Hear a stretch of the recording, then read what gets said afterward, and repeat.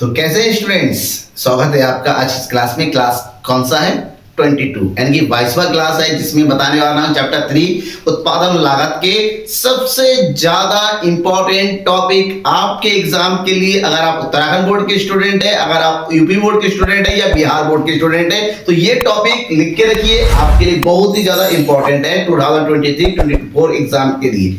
पैमाने के प्रतिफल का नियम क्या होता है, सचित्र समझाइए, या पैमाने के प्रतिफल के नियम को चित्र सहित स्पष्ट कीजिए। किसी भी तरीके से आपके एग्जाम में पूछा जा सकता है। अब पूछा अगर गया तो हमको लिखना क्या है, आपको समझना कैसे है वो समझिए। बेसिकली जैसा कि मैंने लास्ट क्लास में पढ़ाया था, आप लोग मेरी जो क्लासेस होती हैं आपको डिस्क्रिप्शन में पूरा प्लेलिस्ट दिया हुआ है, वहां से सारी क्लास आपको chapter to chapter, point to point, topic to topic मिलेगा। आपको कहीं दिक्कत होगी बस प्लेलिस्ट में ऑन कर दीजिए, सब कुछ मिल जाएगा।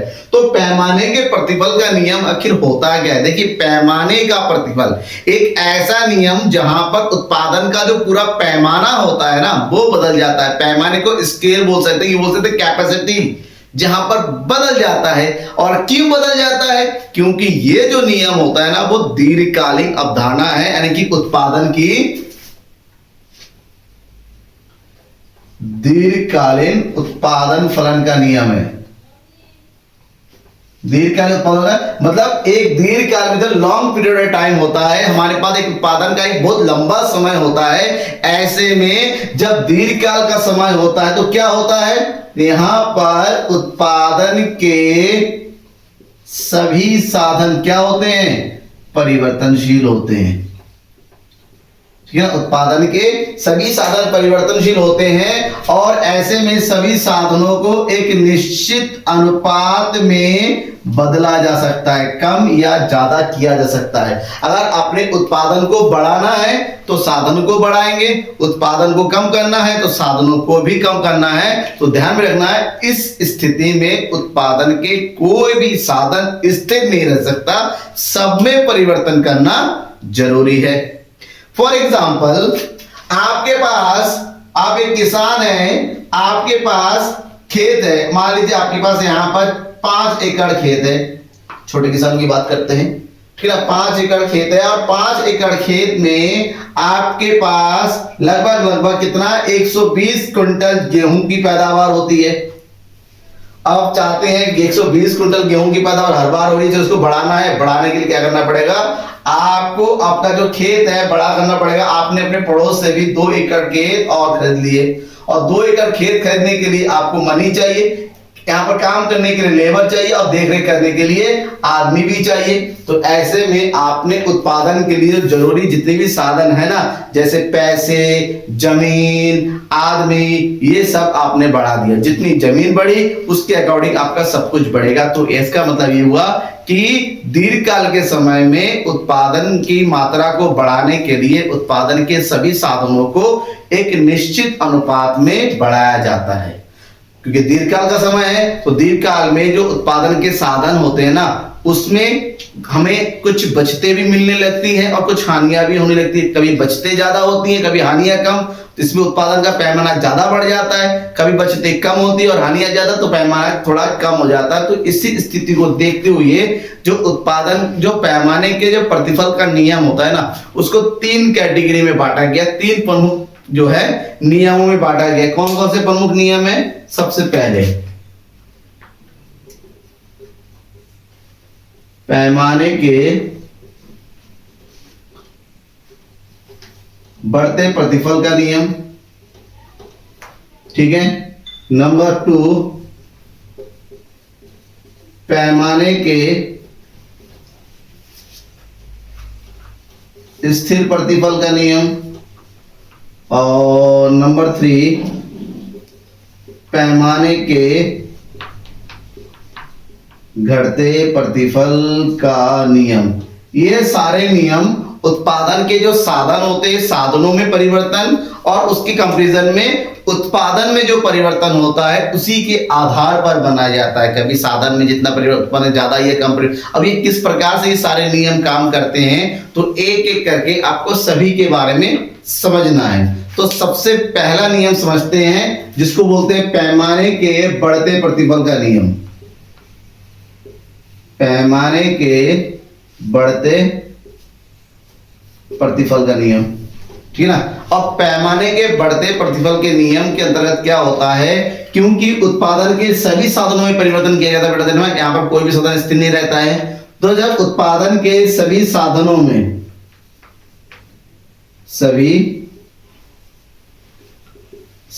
में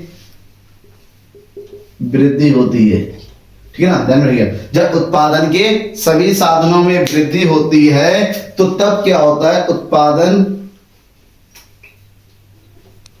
की मात्रा में तब अधिक वृद्धि होती है।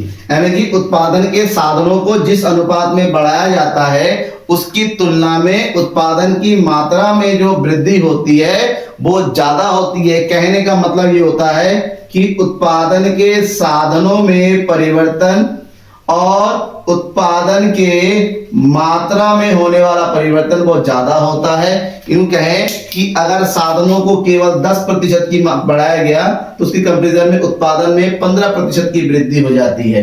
तो ऐसी स्थिति में साधनों की तुलना में जब उत्पादन का पैमाना, उत्पादन की जो मात्रा होती है धीरे धीरे बढ़ती चली जाती है ना, तो उसको पैमाने के बढ़ते प्रतिफल का नियम कहते हैं। इस स्थिति में जो ग्राफिकल रूप में रिप्रेजेंट करना होता है वो कुछ इस तरह से करेंगे। ये हो गया y0, ये हो गया x, यहां पर हम लेते हैं उत्पादन के साधन और यहां पर तो उत्पादन की मात्रा, ठीक है ना। जब उत्पादन के साधन हो गए, उत्पादन की मात्रा, जो दोनों के बीच में कंपैरिजन को शो करेंगे तो ये कंपैरिजन कुछ इस तरह से शो होता है, देखिए ऐसे। तो उत्पादन के साधनों में जो वृद्धि हो रही है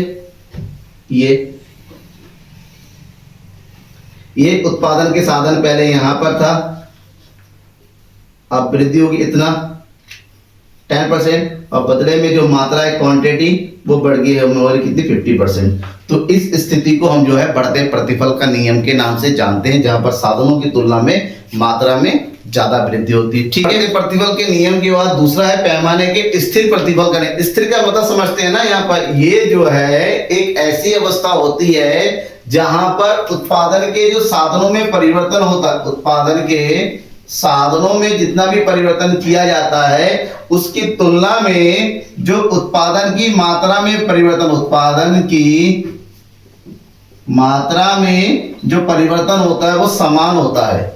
इसका मतलब ये हुआ कि अगर साधनों को 10% की मात्रा बढ़ा दिया जाए तो उत्पादन में भी 10% की मात्रा से ही वृद्धि होती है, ठीक है। मतलब जितना आपके, अब फॉर एग्जांपल समझिए कि आपके पास पहले 2 मशीनें थी काम करने के लिए, और दोनों मशीनों से जो आपका उत्पादन होता था वो 60 यूनिट्स का होता था। प्रोडक्शन की क्वांटिटी है और ये आपके फैक्टर्स है।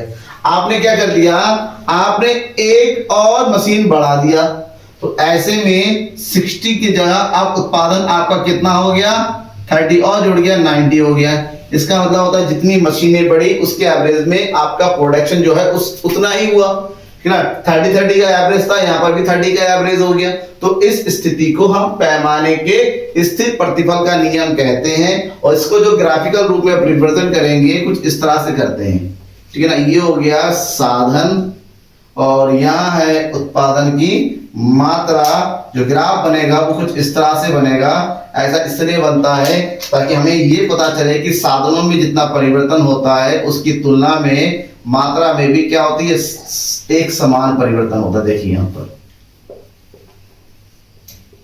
ठीक है, समझ में आ गया। ये हो गया हमारा सेकेंड नियम। अब पैमाने के प्रतिफल का जो तीसरा नियम है, थर्ड, दैट इज पैमाने के घटते प्रतिफल का नियम। पैमाने के घटते प्रतिफल का नियम क्या है, घटता समझ में आ गया, तो जाहिर सी बात है बढ़ता का उल्टा ही होगा।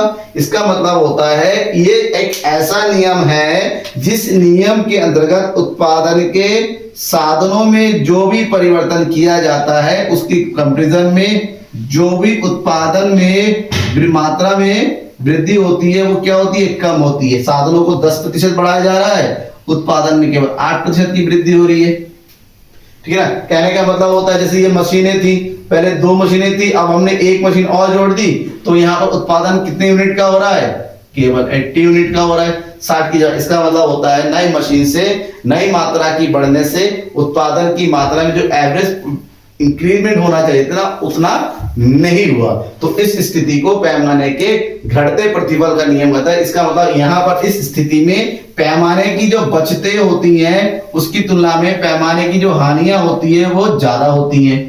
यहां पर पैमाने की बचतें और हानियां दोनों बराबर होती है और इस स्थिति में पैमाने की बचतें ज्यादा है और ये बचतें और हानियां क्या होती है इसके लिए मैं आपको स्पेशल एक क्लास में बताऊंगा, अलग से बताना पड़ेगा क्योंकि ये आपके कोर्स के अंदर नहीं आता है। पैमाने की बचतें और पैमाने अंदर इसको जानना है तो आपको इसके लिए एक एक्स्ट्रा क्लास आपको मैं प्रोवाइड करूंगा, अदर देन कोर्स आपको जल्दी ही मिल जाएगा, ठीक है। अब होता क्या है, इसको हमें रिप्रेजेंट करना है किसके थ्रू, डायग्राम के थ्रू। अगर इसका डायग्राम बनाएंगे पैमाने के घटते प्रतिफल का कुछ इस तरह से बनेगा।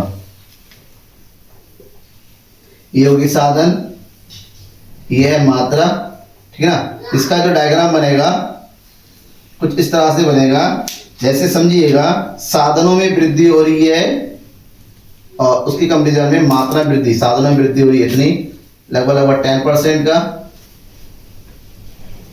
ठीक है ना। और यहां पर जो है क्वांटिटी वृद्धि हो रही है ज्यादा, तो उससे कम है।